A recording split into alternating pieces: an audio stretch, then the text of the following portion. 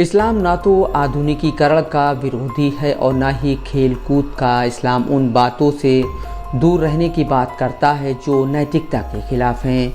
पवित्र कुरान में बारंबार अश्लीलता यानी फहाशी से दूर रहने को कहा गया है, जिसमें कोई बुराई नहीं, क्योंकि प्रत्येक सभ्यता नग्नता और अश्लीलता को पसंद नहीं करती। इस्लाम उस सोच को सोचने से भी मना करता है जिससे सामाजिक बुराई जन्म ले। पवित्र कुरान में लिखा हुआ है, ऐ ईमान वालों, बहुत गुमानों से बचो, कहीं कोई गुमान गुनाह ना हो जाए। फहाशी और अश्लीलता से दूर रहने के फरमानों को कुछ कट्टरपंथियों ने इस कदर तोड़ मरोड़ कर पेश किया है जिससे यह गुमान होने लगता है कि इस्लाम बहुत ही कट्टर है, जबकि ऐसा कुछ भी नहीं है। इस्लाम सरल है और सरलता को प्रेरित करता है। पवित्र कुरान के 3 अध्याय सूरह 2 की आयत 255 ला इकराहा फिल दीन यानी कुछ ज़बरदस्ती नहीं दीन में कहता है। इसके अलावा पवित्र कुरान के अध्याय 8 सूरह नंबर 7 की आयत नंबर 10 पर अल्लाह फरमाता है, हमने तो यकीनन तुमको ज़मीन में कुदरत व इक़्तिदार दिया और उसमें तुम्हारे लिए असबाब ज़िंदगी मुहैया किए, मगर तुम बहुत ही कम शुक्र करते हो। गौरतलब है कि इस आयत में अल्लाह सिर्फ मुसलमानों से नहीं अपितु संपूर्ण मानव जाति को संबोधित कर रहा है।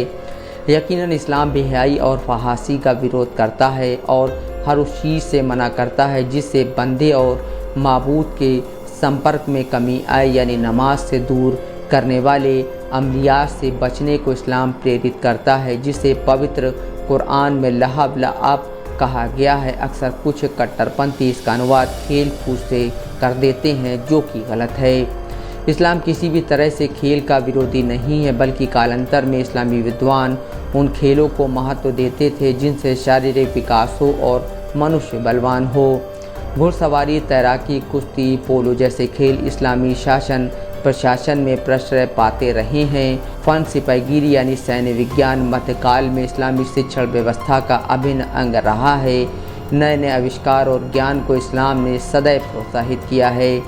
कालांतर में इस्लामी वैज्ञानिकों द्वारा अजय किलों को भेदने के लिए मिंजीक नामक अस्त्र बनाया गया था, जिसे विकसित करते हुए उसी मॉडल पर तोप बनाई गई जो विकसित होते होते टैंक का रूप धारण कर चुकी है। स्पष्ट है कि इस्लाम सामाजिक बुराइयों से दूर रहने की बात करता है, उन विचारों से दूर रहने का आदेश देता है जो सामाजिक बुराइयों को जन्म देते हैं। पवित्र कुरान में अल्लाह मुसलमानों को संबोधित करते हुए कहता है कि ऐ ईमान वालों, अल्लाह तुम पर अजाब क्यों करेगा? जब तुम उसके फरमान मानोगे तो वो तुम्हें बख्श देगा और जन्नत में ले जाएगा और अनकरीब तुम्हें अपना दीदार कराएगा। सूफ़ी मोहम्मद कौसर हसन मजीदी, दस्तक लाइव न्यूज़।